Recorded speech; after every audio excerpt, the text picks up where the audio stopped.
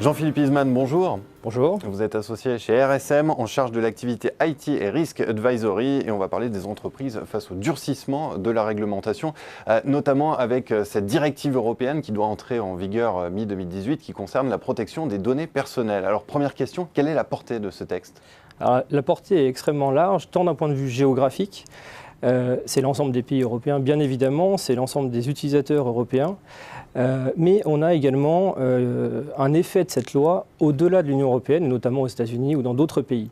C'est une pression réglementaire qui est tout à fait nouvelle pour ces pays-là, qui finalement se voient un petit peu accablés par cette réglementation qui va les contraindre, et donc c'est tout à fait nouveau. Le deuxième point, c'est tout ce qui va concerner le périmètre même de la loi, c'est-à-dire qu'on couvre cette fois-ci l'ensemble de la chaîne de valeur de l'information. Dès la collecte, les entreprises vont devoir se poser la question de la légitimité, par exemple, de la détention d'une information. Dès qu'un nouveau traitement sera envisagé, il faudra également se poser la question du risque lié à ce nouveau traitement. Donc le champ est très large, c'est complètement nouveau pour ça.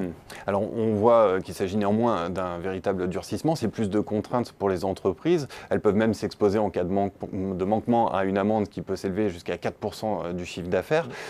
Pourtant vous dites que c'est une opportunité, alors pourquoi ? Oui, parce qu'aujourd'hui, on voit le risque lié à la réglementation elle-même, l'effet de la loi, la punition, le côté punitif. Pour autant, c'est également là pour accompagner l'entreprise, la contraindre à mettre en place les moyens qui vont l'aider à répondre aux véritables risques, c'est-à-dire d'avoir un problème par rapport aux données personnelles. Les utilisateurs, l'ensemble des parties prenantes, par exemple les données RH, pareil, si on se fait voler, si l'entreprise se fait voler en fait ces données, il y a un risque qui n'est pas lié à la réglementation lui-même. Donc il s'agit de mieux s'organiser, de mieux penser les choses et de mieux maîtriser. Donc c'est une chance pour l'entreprise d'être contraint à cette réflexion. C'est comme ça, donc on va gagner la confiance. L'entreprise va gagner davantage la confiance des uns et des autres en mettant en application cette réglementation. Comment est-ce que l'entreprise peut se préparer à cette réglementation? Est-ce qu'il existe des solutions sur étagère entre guillemets? Alors le sur-étagère, c'est chercher la recette, c'est légitime, c'est normal. Ça peut aider par exemple les petites entreprises, ça peut aider également quand on a une grosse complexité des données.